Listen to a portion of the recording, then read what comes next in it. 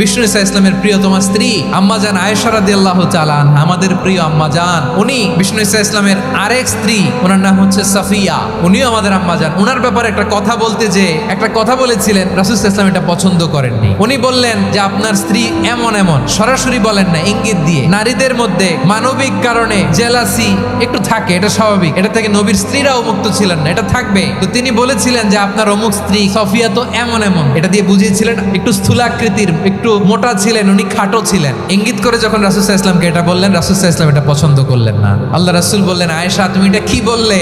এমন কথা তো তোমার কাছ থেকে আশা করি নাই, তুমি আমার আরেক বিবির ব্যাপারে এমন কথা বললে। আয়েশা তুমি কি জানো, তুমি এমন একটা কথা মুখ দিয়ে উচ্চারণ করেছো, এই শব্দগুলো যদি সাগরের পানিতে ছেড়ে দেওয়া হয়, এই কথার তিক্ততার পঙ্কিলতার কারণে নীল সাগরের পানি মুহূর্তেই কালো হয়ে যাবে।